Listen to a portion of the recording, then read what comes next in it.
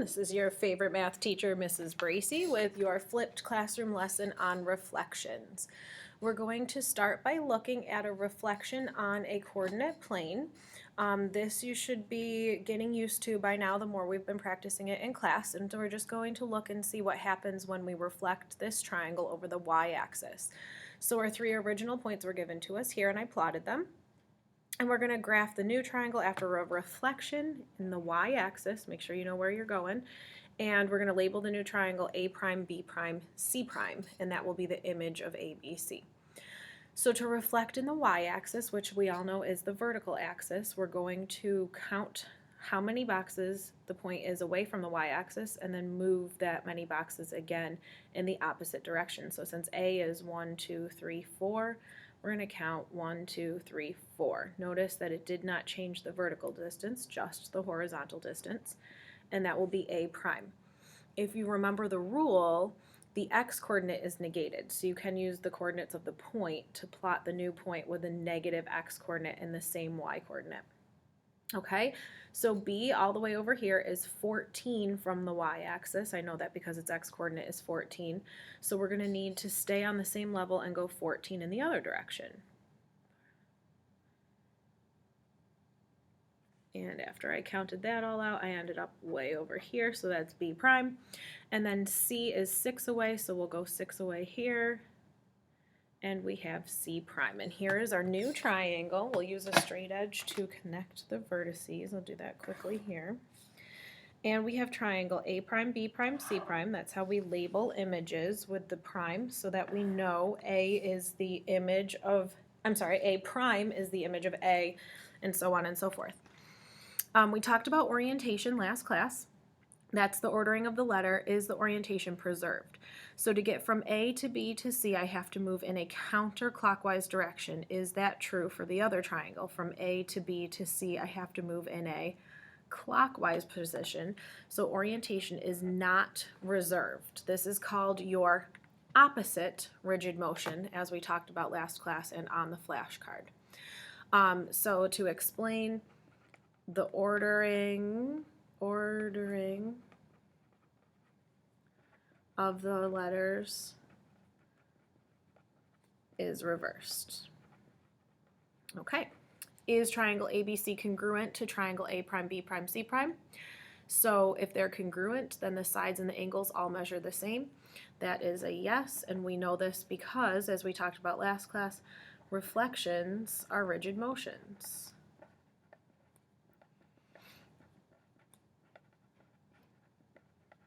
Okay, and rigid motions are going to preserve distance and angle measure. Okay, now let's talk about the line of reflection, which as we know is the y-axis, and let's talk about the line that connects two of the points. So if I connect one of the pre-images with its image, A and A prime, you can hopefully tell that the line of reflection, which again was the y-axis, is the perpendicular bisector of the segment that I just drew. There's 4 units on the left and 4 units on the right. That makes it a bisector. Remember, bisector means that this would be the midpoint. And as we know, our grid lines are perpendicular, so we can tell that the line is perpendicular to the segment. Okay, so the perpendicular bisector is going to be very important when we go to construct our reflections, because when we construct them, we won't have that grid to use to count. So we're going to have to use our compass and the perpendicular bisector construction. Okay, let's go ahead and write out a flashcard for reflections so that you have all of that information ready, set to go. This is going to be flashcard number 13, and we're going to label it reflections. And as you know, hopefully by now, we are in unit 3. Okay, so the rules that we use for reflections are going to be basically what we just talked about. Okay, you're going to reflect or flip over a given line. Okay, you have to be given the line that you're reflecting over, and the reflection line, this is what we were just talking about, is the perpendicular bisector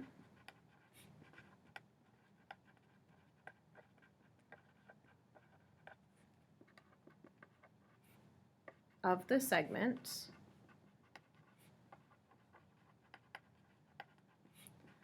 joining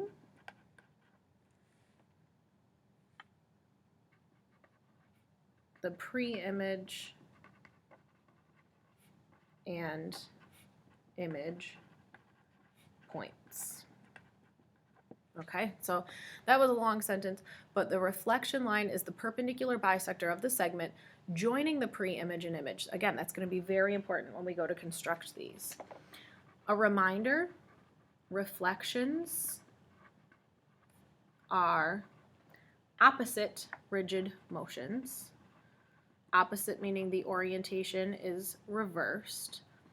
Rigid motion meaning even though the letter ordering changes, the two polygons, whatever it is that you're reflecting, will be congruent. Okay? To construct a reflection, which again will be done without grid lines, you are going to construct a line perpendicular to the reflection line through each point. So if you have a triangle, you will have to do that 3 times. If you have a quadrilateral, 4 times. You have to do it for every vertex in the shape. Okay? The image points are the same distance from the line. Okay, so the distance is also going to be important, and I will show you in a second how it's actually pretty easy to do that distance because your construction will actually find that for you. Okay, we also, when we talk about reflections, talk a little bit about symmetry, and you're going to see a lot of work. Oops, forgot the R there. You're going to see a lot of work in your packet on symmetry. 2 kinds of symmetry. We did talk last class about rotational symmetry. And so, because it has to do with rotations, line symmetry has to do with a reflection. Line symmetry is just like having a mirror image.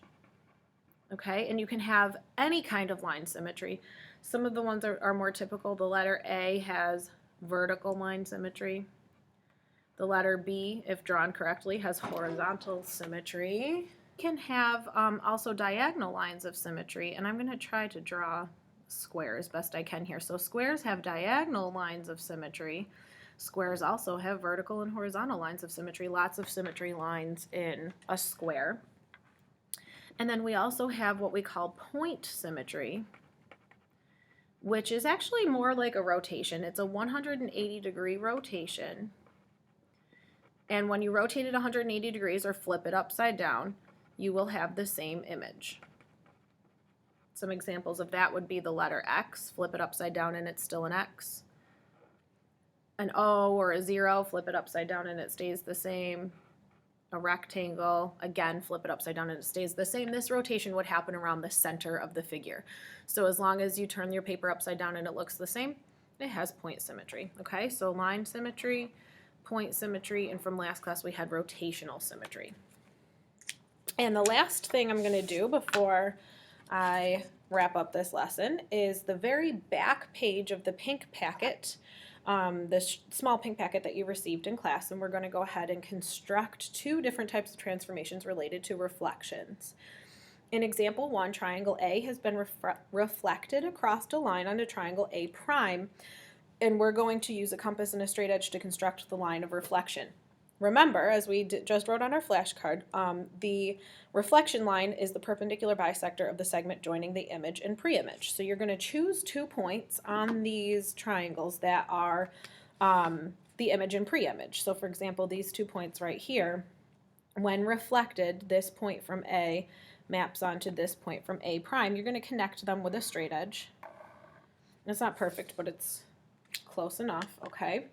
And you're just going to draw the perpendicular bisector. This is your fishy thing, right? So you're going to put the tip of the compass on one side, open it more than halfway, swing that around that way.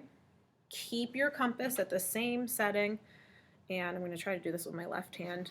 Swing your compass around that way. And when you go ahead and connect those 2 points, you're drawing the perpendicular bisector, which is the line of reflection. So you only have to do this once, but if you were to do it a couple more times, you should get the same exact line of reflection. And you can kind of see how if I chose these 2 points back here and connected them, yep, that's the perpendicular bisector, right? Choose these 2 points even further out, that would be the perpendicular bisector. So you only have to choose one in order to get that line of reflection, which you don't normally have to label. I'm just doing that for your notes here. Okay, I'm going to leave you to describe this approach here, so when you turn the video off, maybe write yourself a couple little notes about how we just did that.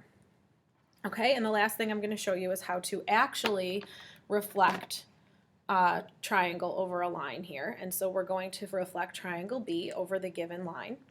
And what you're doing here is your perpendicular bisector construction. But we need the line we draw to be the bisector. So we're really going to draw a line perpendicular to the line of reflection through each of the given points. I'm going to start with this top point right here. So this is just the construction of perpendicular line through a point not on the line. So remember, the way I like to do it is I like to put 2 points down here. Okay, that you can do that by constructing those 2 points from that point, but I just like to pick any 2 points. I'm going to measure from the point to here. This should be sounding very familiar because you used this construction several times in the last unit, particularly to, not just to do this, but also to make your altitude. And then you're going to put the tip of the compass on the other point. You might have to change the measure of the compass because you need to measure to that point and get that set up nicely, and then we're going to swing that below. Okay, now, if you were to connect those 2 points, you would have that line, for example, like what we had up here, you're constructing that line right there. Now, that line is actually not necessary to the reflection, so what we can do instead is just simply use this point right here as the image of the point above. Okay, so you don't have to construct that line because it might get a little confusing, might kind of get in the way a little bit. You're just going to do that same construction for all 3 points, okay? So you're going to do it again for this point and again for this point, and then you will have constructed the 3 points down here that create the new triangle. So let me show you how that's done. So again, you need 2 points on the line. I'm just going to add another point over here just so I can use that one when I'm a little bit closer that way. For this one, I don't want to use that because it's almost directly above, so I'm going to go ahead and use the outside point all the way up to the top, make a nice big arc there. And I'm going to use this outside point, a little bit bigger, and make one nice big arc there. And there is your image. And by the way, if these were labeled, let's say this was X, Y, Z, we should be labeling X prime, Y prime, and our third point will label Z prime. Okay, so for Z, I'm going to go ahead and use this point. You can use any 2 points that you want. I like to try to be a little bit strategic about it, and that went off a little bit, but I won't need that part anyway. A little bit strategic about the points I pick so that they're easy to construct here. We don't want it too close or too far. And there's my second one. And so this point would be Z prime, and notice for each of these, because this line is being bisected, those distances are the same. You don't have to actually measure those distances. If you do this construction, these distances will be the same automatically. Okay, so I'm going to connect my 3 points. And that is going to give me triangle, my ruler is stuck. That is going to give me triangle B prime, which is the image of triangle B when reflected over that line. Okay, I hope this was helpful. Again, I think you should go ahead when you turn the video off, describe your approach for both of these because those will come in handy when you're working on this in class, especially AC students. I will not be there to help you with this, so the more notes you write down now, the better off you'll be in class because you'll only have each other to support yourselves through the work on the reflections. Okay, I hope this was helpful. Let me know if you have any questions, and I will see you soon.